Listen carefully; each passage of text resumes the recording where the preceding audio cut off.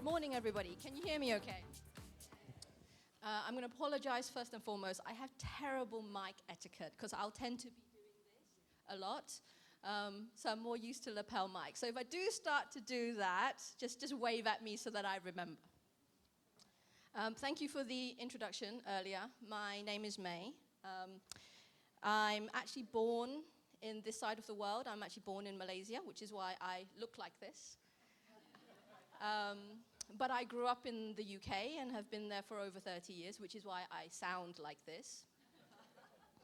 And over the last 5 years, I've been transferred back over to this side of the world, now based in Singapore, to look after our regional office. I've actually been with the Cipd for over 15 years, the entire time dedicated to the professional development of HR practitioners. And before that, I was in university recruitment and counseling, so dedicated to the professionalism of students, the future next generations. So you can see where my passion lies. So the topic today is on evidence-based HR, and Robin's session earlier, so the wonderful Robin, who is a member of the Cipd, he talked a lot around evidence and gave you a lot of data to look through and to digest. So my session, we will talk a little bit about that, but what I'm hoping to do is also bring back humanity into that discussion. Because first and foremost, what are we? We are humans, right? So, how many of you here have heard of the Cipd? Okay, all right, just this table. So if everybody else can join this table, we'll get somewhere. So let me introduce a little bit about us. We are the Chartered Institute of Personnel Development. We are 106 years old, which is quite amazing because some countries are not even that old. Okay, so if I think of Singapore, Singapore technically is only 50 plus years old. Okay. We were established back in 1913 as the Workers' Welfare Association. So what we were tasked to do, coming out of a world war, what happens when a country is at war? A lot of people die, right? So if you think back in those days, who were the people that were working? Men. Who goes to war? Men. Who comes back from war? But how many body parts are still there? Okay? So this meant that we now needed to rebuild the British economy with a workforce of people that had never worked before. The women. Right? Of course, we rose to the occasion. So the very first Cipd board was 70% women. So we really were at the forefront, I have to say, even back 106 years ago. So what we were tasked to do then was to build capability so that we can build businesses to contribute back to society. And today we still do that. Our purpose is to champion better work and better working lives. Very simple premise. If you have a happy worker, you have a better worker. If you have a better worker, they contribute more to the business, which then contributes more to the economy, which then contributes more back to society. See the logic? We have what it's called a royal charter. Now this is quite special. It's awarded by the Queen of England. So we have what's called a royal patron. I'm not sure whether this is a good or a bad thing. Our royal patron is Prince Philip. We are hoping to get Kate Middleton. So I did not just say that on record. No, no. So Prince Philip is our royal patron, which means that he makes sure that we're delivering against our core purposes. And more importantly, what that royal charter means is that we are regulated rigorously for quality and standard against the people that we represent, which is the people professionals, you guys, okay? But it also means that we are committed to your development and to the development of the profession, because we are a not-for-profit, okay? We are the only organization in the world with such a special status, right? No other. And we currently represent a global population of 155,000, which means we are the voice of this group of people. And we work with governments, we work with multinationals, and we work with individuals and universities to build people capability. We have what's called awarding body status. So we are one of those rare breeds that actually owns our own qualification that sits on the British national framework. So we accredit programs from the likes of LSE, from King's College, University of Bath, University of Warwick. Give me the bulk of the top 50 universities in the UK, and I can probably tell you 99% of them are accredited by us and are carrying and running our standard, okay? And in the Philippines, I'm proud to note that our partner is Huris, who has a stand here today. So if you would like to find out more, do go and pop along to the stand. So on to what we're talking about today. So I thought if we're going to be talking about what it means for us as practitioners to exist and make a difference in the world today, we need to talk a little bit about the world today. It is certainly the fastest changing pace of world we've ever been in, right? At the CIPD, we do a lot of research to ensure that we're keeping you equipped and ahead of the game. Part of that is to look at the trends that are happening in the world of work and the workforce and the workplace so that you can be better equipped and better prepared. From that, we discovered 4 key factors and forces that are shaping the current world of work and the future world of work. Globalization, this is not anything new. The definition of globalization, so we hear this word bantered a lot, right? But sometimes we use it so often that we don't actually realize what it means. And it's described as a multi-dimensional process that's there to engage economies, okay? It means that national resources are now becoming more and more internationally mobile, but national economies are becoming more and more interdependent. That means we need each other in the world of globalization. It also means more opportunities. It means the opening up of markets. Think of bilateral trade, multilateral trade. These are huge trade deals that happens between countries. How many of you know what pacts the Philippines has made with other countries? Right? If you don't know that from a fundamental business perspective, how do you drive your business opportunities forward? How do you know where those opportunities are if you don't leverage that? Okay? Political and economic uncertainty. I can say this, I'm British. Look at Brexit. Look where we are. Okay, and then on the other side of the world, we have Trump. Now we've got the US and China trade war. Okay?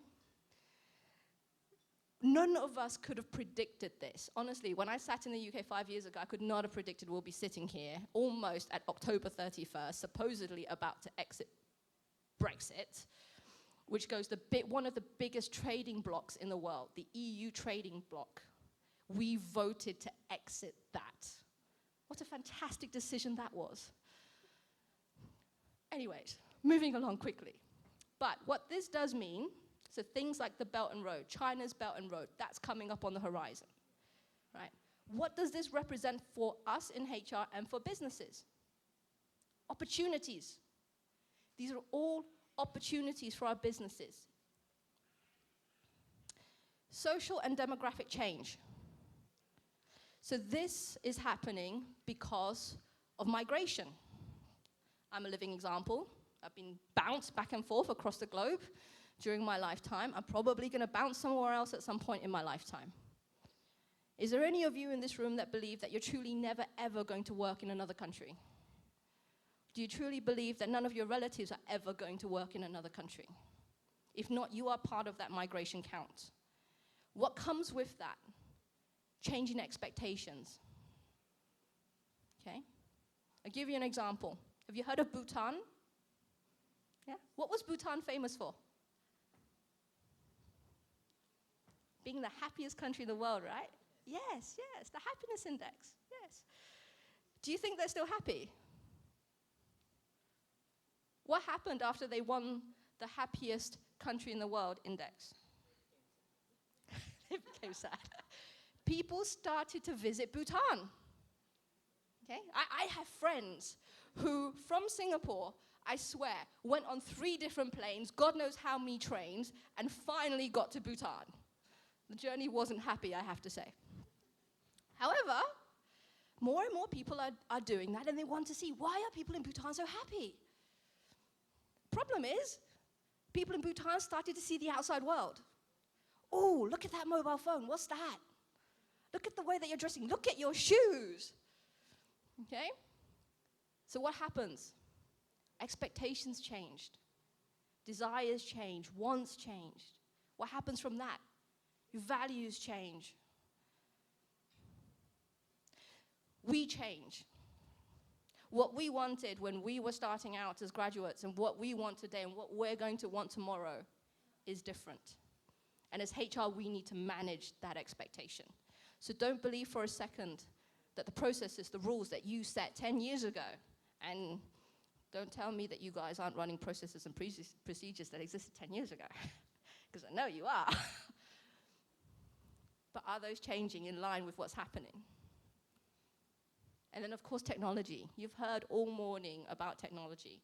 This is our biggest disruptor. We've never seen anything like it. And you heard Robin talk about IR 4.0. So my question back to you, how much about this do you actually know and understand? Because if you don't, you need to start doing some studying, because it's not going away. So that's the world today. So let's take a quick look at the businesses today. So the largest taxi firm in the world owns no cars. The largest media provider creates no content. The largest accommodation provider in the world owns no property.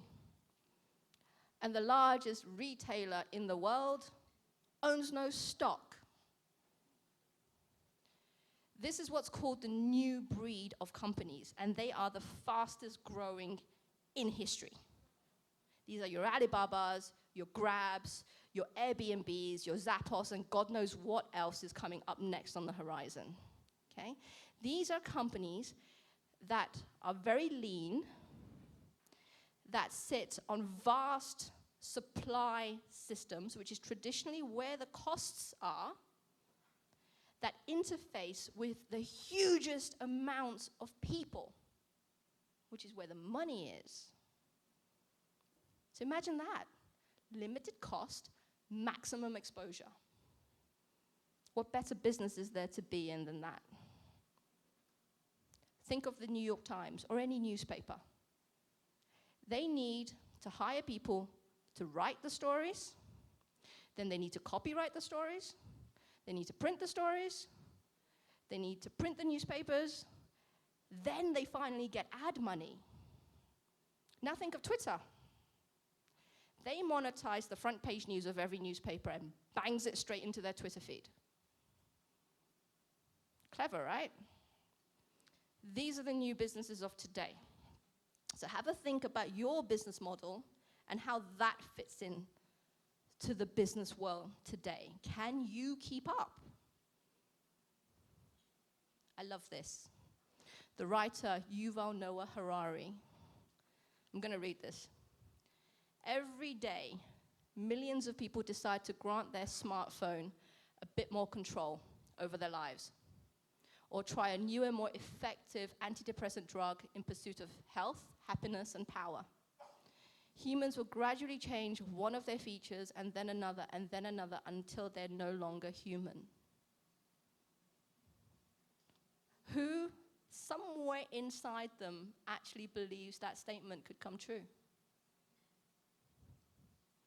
You look like you're Gen Y, so I'm going to go, of course you do. But she's not far off. At the Cipd conference this year, one of our speakers is the first ever registered cyborg. Cyborg. Yeah. You know that thing that RoboCop does? Okay, not quite as cool as RoboCop, but still, cyborg. He has an antenna that comes out from the base of his spine that loops out front. The man was born colorblind. What this interface does for him is allows him to sense color. He is an artist. This thing allows him to now dream in color. How amazing is that? Then think about individuals we have. Now, this is true. We have people who are walking around that have microchips sewed in underneath their skin, right here. Okay? This allows them to pay for things. Yeah, Google Pay, Samsung Pay, you know that technology? Yeah? Go buy your milk, buy your bananas, buy your bread, scan. Payment done. Sounds cool, right? But now think of the ethical dilemma. Think of cryptocurrencies. Think how much money you could be carrying here and carrying that across the border without people knowing. What does that mean for money laundering? So as much as businesses are advancing now in the world of technologies, are we really prepared for that yet? Are we really prepared for that evolution? Okay, so have a think about the human aspect and human components. My feeling and my thought on this, in our pursuit of happiness, have we gone a little bit overboard, and are we at risk of losing sight of why we were doing this in the first place, which was for improvement and efficiency and productivity? In America, they surveyed their people, okay? We are now at the point where we have high employment rates, which is a good thing, right? High employment rates means most of us have jobs. However, we are also at the point where we have the highest work poverty. So you're working, but you're poor. Doesn't sound like a good thing to me. So it's been reported in the US that a huge number of people could not manage a $400 emergency. If that hit them, they couldn't manage it. They don't have the capital. Right now, 1% of the world's population owns more than 50% of the world's wealth. Highest inequality we've ever seen. Okay?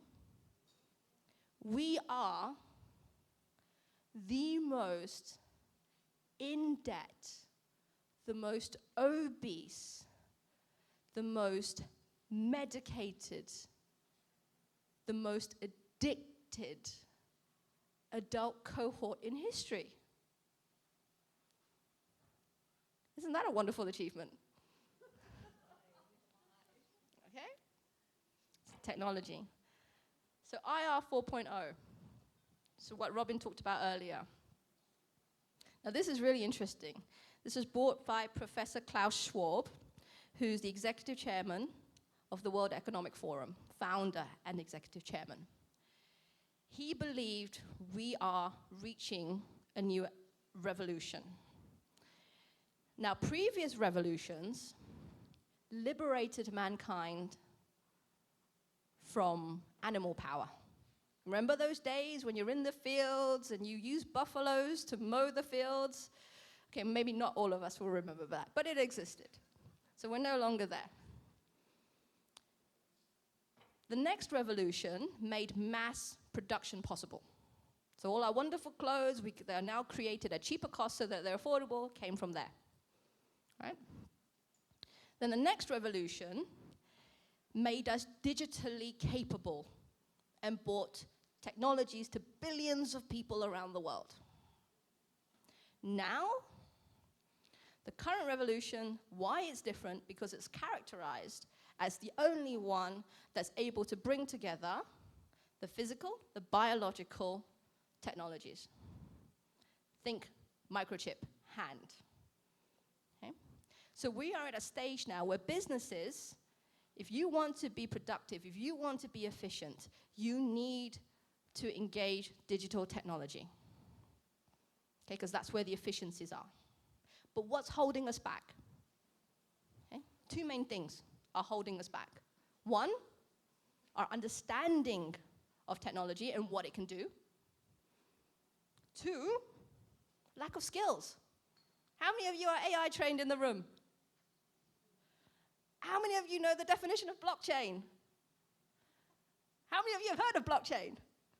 Yay. But you see what I mean. Okay? These are all real things. I'll give you an example. We all heard of Africa, right? Yes. Okay, good.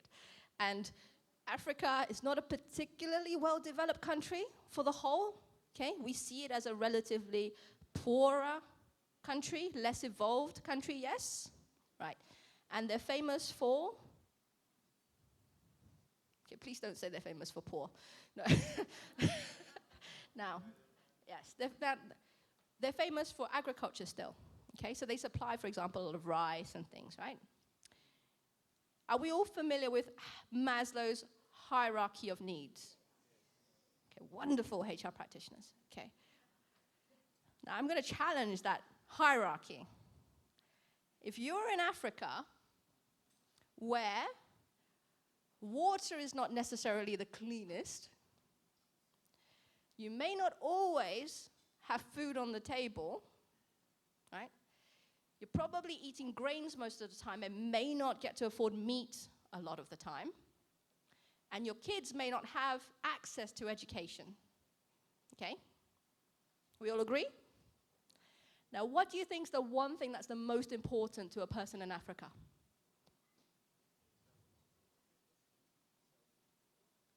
Mobile phone. Practically every individual in Africa, first and foremost, has a mobile phone.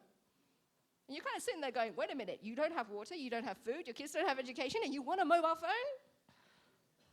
Maslow's hierarchy of needs, where does that sit now? And why do you think that is? The technology from the mobile phone connects them to the world, which means it connects them to their suppliers. It allows them to be able to sell their products so that they can make money and have a livelihood.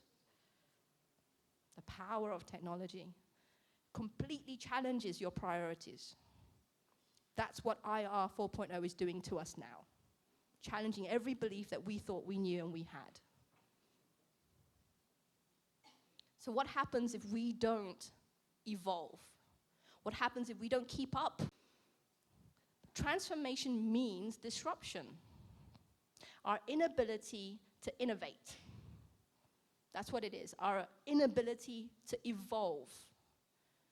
So if we don't keep up with the times, this is our future.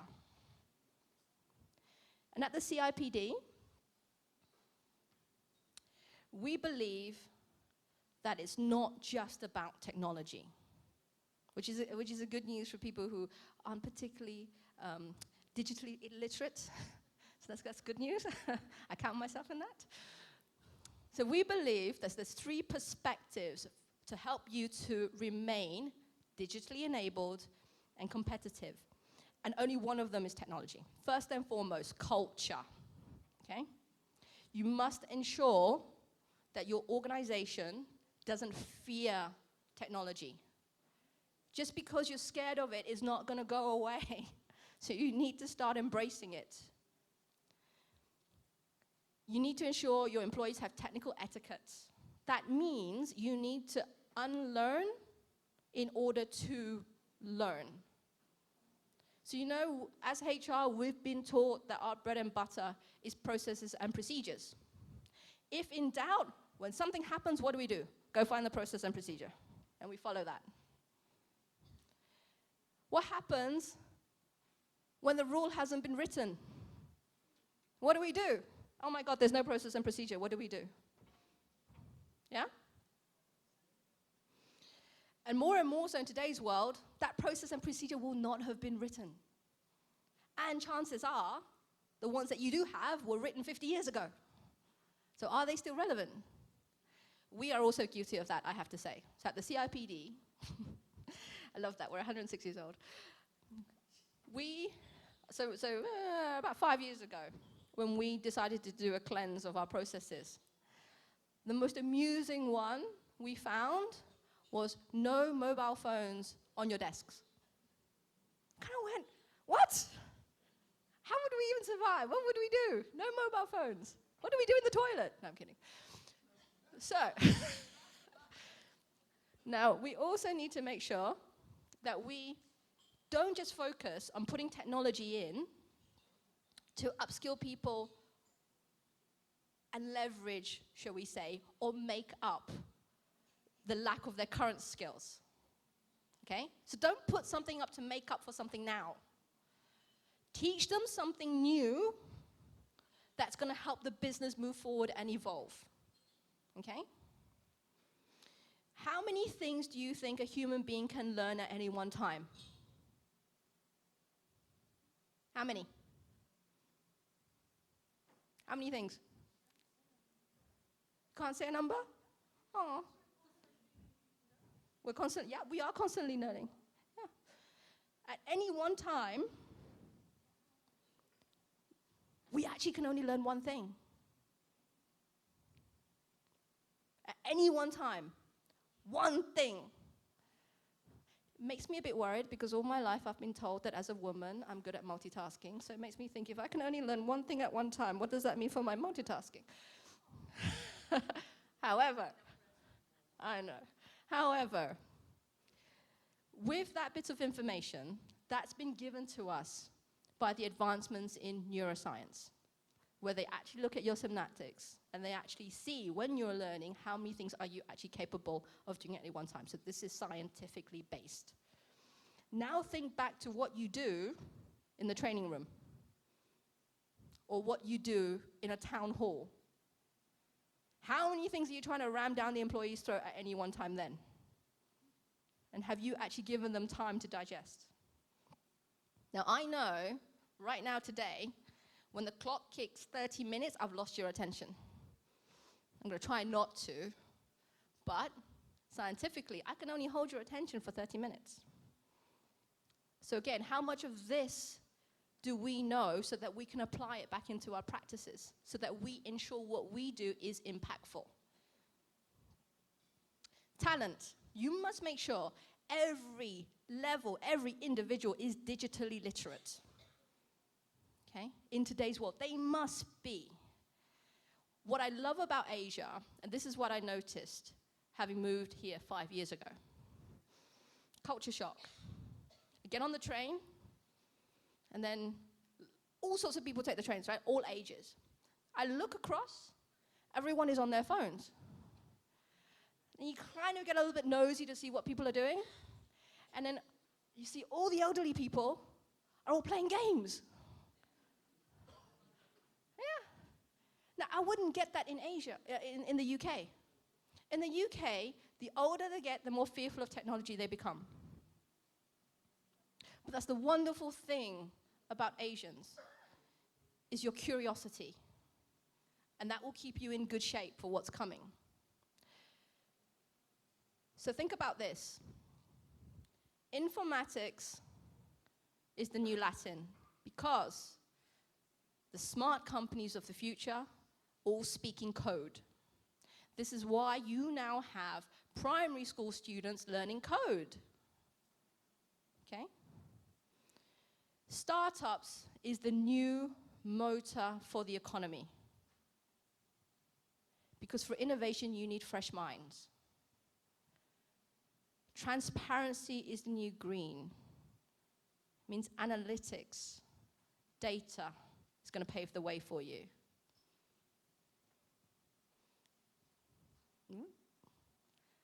So I would like to introduce to you, having given you all of this doom and gloom and problems, I would like to introduce to you the Cipd Profession Map. This is our competency framework. This has been done in conjunction with over 19,000 practitioners across all industries and sectors around the world. It's been created by you for you. Okay? What we are basically saying, that this is essentially the blueprint that you can assess yourself against, that you can develop yourself against, so that you will have the confidence and the capability to apply in practice. We have essentially evolved the thinking from what is traditionally known as best practice to what we would like to call good practice. And I'll talk a little bit about why later on. But it's essentially a values-based system, a principles-based system. At the core of it is our purpose, which I told you earlier, champion better work and better working lives. Around the outside, principles-led, evidence-based, outcomes-driven is our values. As a profession, they are our values. Then we call out the core knowledge and the core behaviors that you as a HR practitioner need to know. And then we've got the specialist knowledge. I know the writing is very small, but you will be getting the slides later. What we're saying is you can be a generalist, which means you know a little bit about everything. So for example, if you're a HR business partner, we can still recognize you and help you develop. But if you decide to choose a specialism and you want to focus on that area, we also have a blueprint and a framework to help you develop against that. Okay? Who in this room still believes that their professional development is at the hands of their employer? Who believes that if they're going to take control over their own career, they need to take control of their own development? Right, you believe that. Now, when's the last time you did something for yourself? I like you. So being in this room today is a good first step. And continuing to be in rooms like this and making use of the learning and taking that learning and taking it back and doing something with it is what's important. There are some institutions in the world, some professional bodies, they have something called CPD, continuing professional development. So they've got CPD points. So you know how this point system works? Points means prizes. So you go to a conference like this, and you'll get 100 points, okay? But what if the entire time you sat at the back of the room behind that banner and took a nap? They'd still give you the 100 points. But was that meaningful? No. So at the CIPD, we believe that if you're truly going to develop yourself and push your development forward, what I want to see from you is evidence. Okay? I want you to tell me what was the learning activity you did. Then I want you to tell me, what did you get from that? Now I want you to tell me how you're going to use it. And then I want you to tell me what's next. Isn't that more meaningful? Now apply that to a very real world. Performance management time. Why is performance management time important? Salary increases, promotions, right?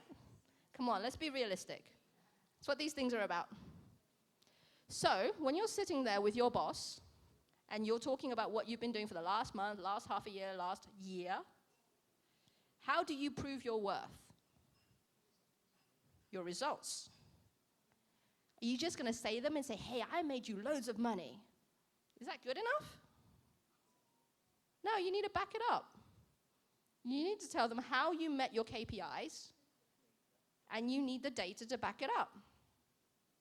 I'm quite proud to say that over the last, 8+ years, I've generally been promoted almost every year.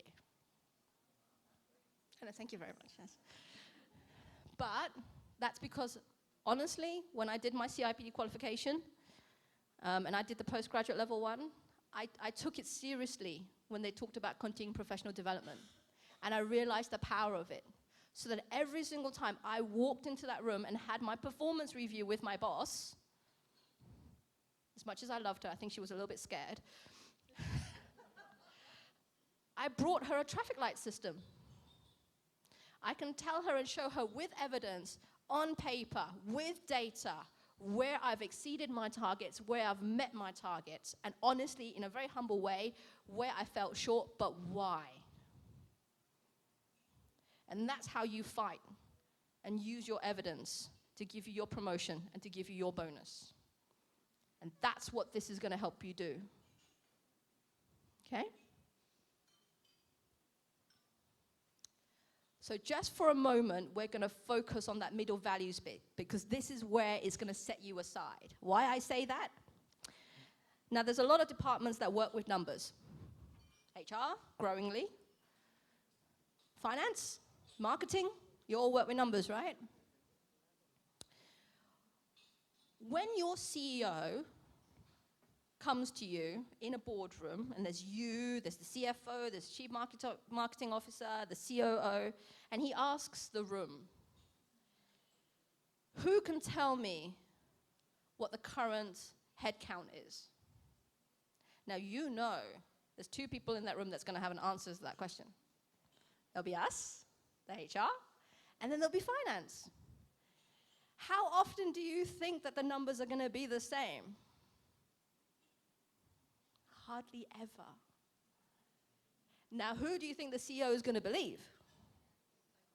Yeah, the CFO. Now, surely, when it comes to the number of people working in the organization, as HR, as the custodians of the people, shouldn't our number just be believed point blank? But yet, we know deep down he's going to believe the CEO. Why? Evidence. And also, generally, finance are damn good at showing results, are damn good at showing ROI. Right? CEOs tell us in HR that we need to bring less PowerPoint and more Excel. Now, honestly, tell me, how many of you in this room are that comfortable with Excel? Do you know your formulas? Can you do what-if summaries? Oh, well, there's one in the corner there that's nodding, so you can ask her later on. But that's the reality of what we're in. So, my approach for you in your world of work, 1, be principles-led. You are HR, which means you are there to drive organizational performance through your people. That's what you're there to do. Yes, it's about the soft side and about making people happy, yes. But we know that we need them to be happy so that they work more and work harder and be more productive. Yes? Right.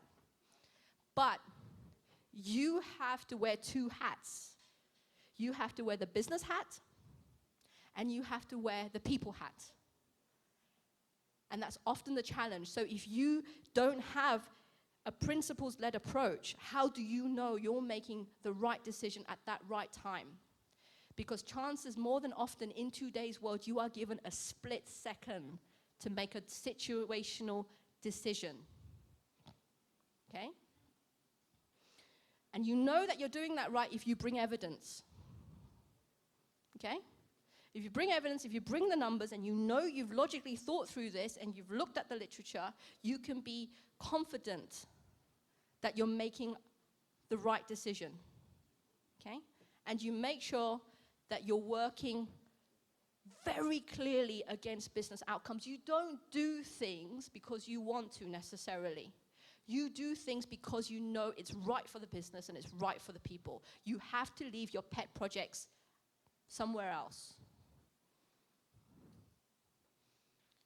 So on principles based, now I promised you earlier why we are pushing for people to go away from this terminology of best practice to good practice. What is best practice? Best is right now. What's the best pizza?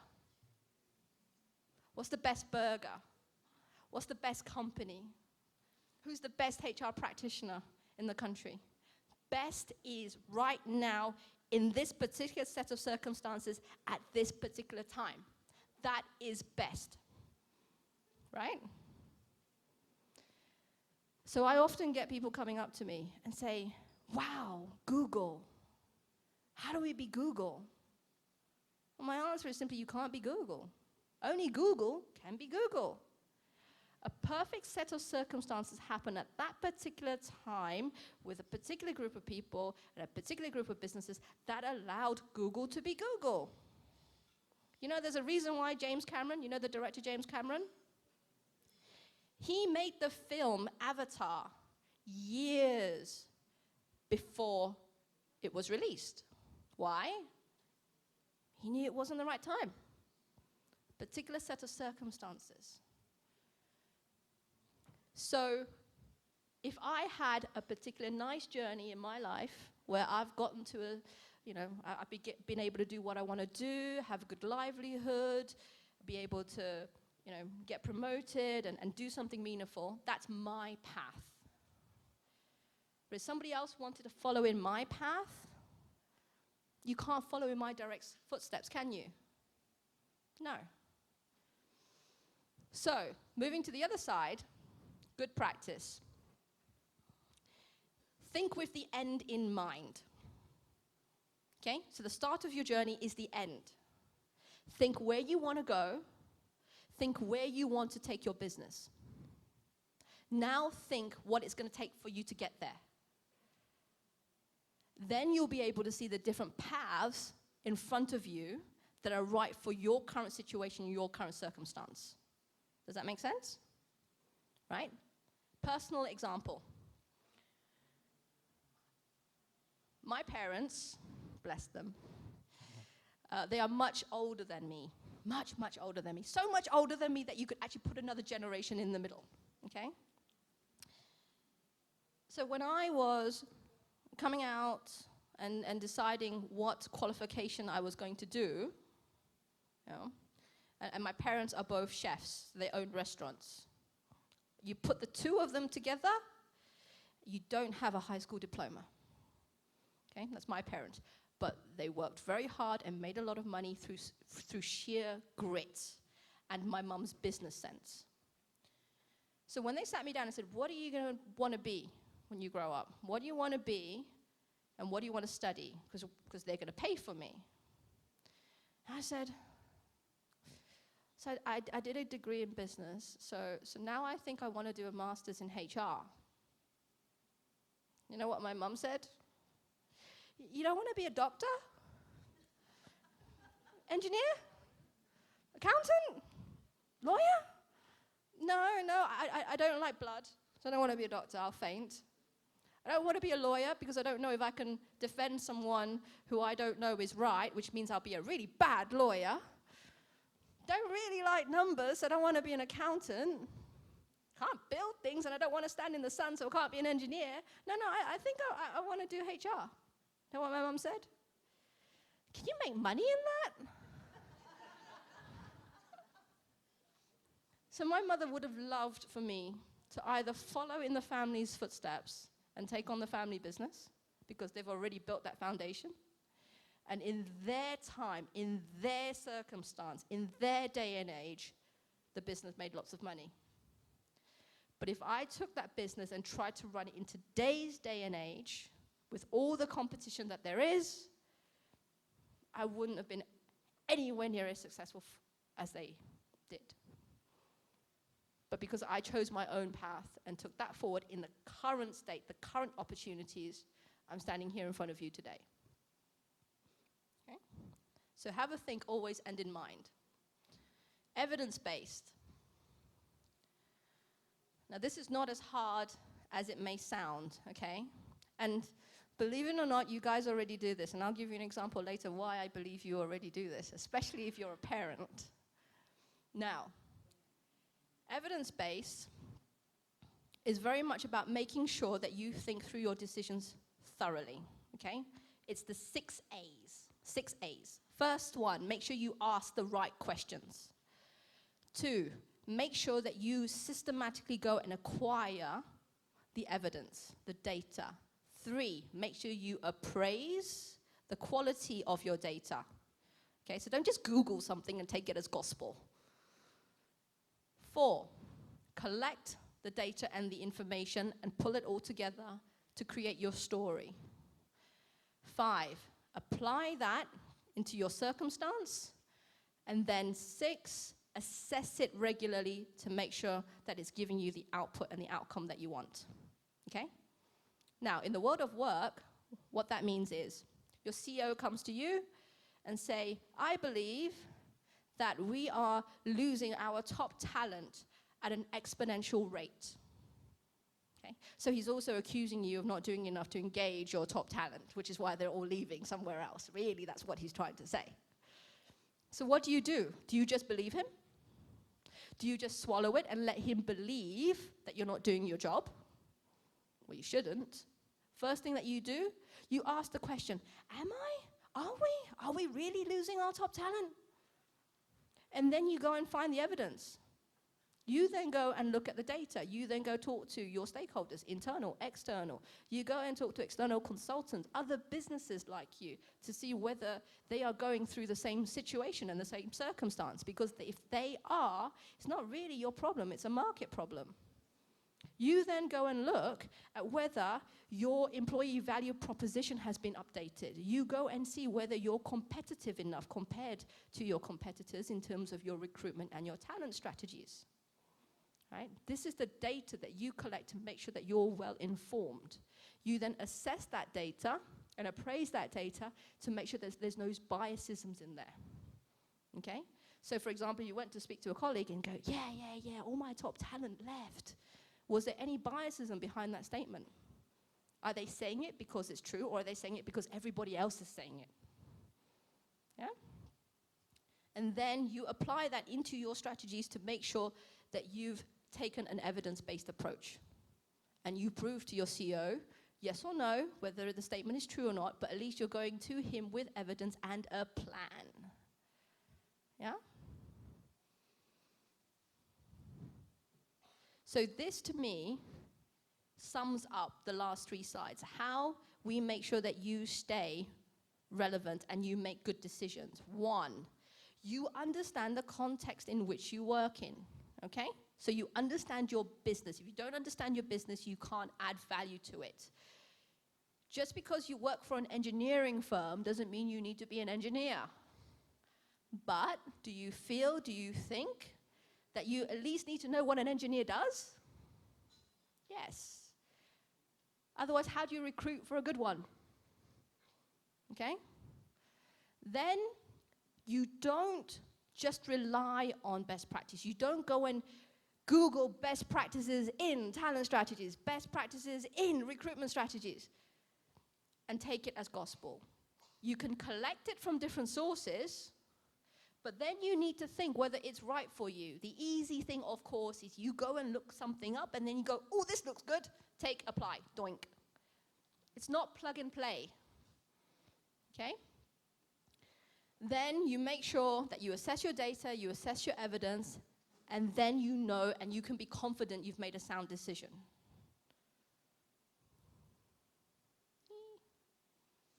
So we've given you a few key areas for you to make sure that you go back, and this is your homework. If you want to develop, these are the 6 things that globally we have found that HR practitioners are lacking. They are business acumen, understanding your business, being digitally literate and analytically sound, the culture and behavior component within your organizations, being able to make situational decisions, having that professional courage. Go back and look up the Cipd Profession Map and look at those 6 things. So this is what I'm going to leave with you. To be a HR practitioner of the coming future, 1, please make sure you keep upgrading your knowledge. It's the same as how you update your phone, how you update the software on your computer, okay? Because if it doesn't, what happens? The phone doesn't work, Chrome doesn't work, the computer stops working. That could essentially be your brain, okay? Upgrade your skills, stay relevant. Take that principles-led, evidence-based, outcomes-driven approach. I promise you, it will give you return if you take that extra effort. And then apply your expertise and be outcomes-driven. So, you know where I said earlier that you actually already do this process? Right? Who doesn't think they already do this? Because I'm telling you subliminally, you already do this. Who's got kids? Okay, right, this is fun. So, what do you do when your kid comes to you and says, Mom, Dad, I want to buy a car? Right? Okay, this happens. I did it. Mom, Dad, I want to buy a car. Okay. Then you're going, oh, God, I knew this day was going to come. And then what do? You assess it, don't you? You think about it. How much is it going to cost? What's the value there? Okay, how much time is it going to save me? Oh, God, I don't have to keep going to pick him up after school. And then, I can get him to run errands. I can get him to pick me up. So you start assessing the benefits of that, yes? Then you start appraising the evidence as well. You look at the cost ben, but you also look at the pros and cons. What it means for their health, will they get into an accident, how much insurance do I need to make sure that they're getting? This is you gathering evidence from different sources. You'll even go and ask your friends, hey, when your kid got the license and you got them a car, what car did you buy?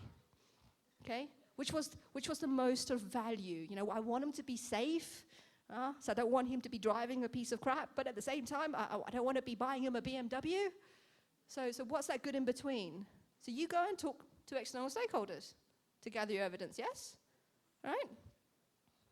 And then you apply your own thinking and your own experience from the time that you got your first car, and then all of the stuff that you went through at that time, and that also goes into your decision-making process.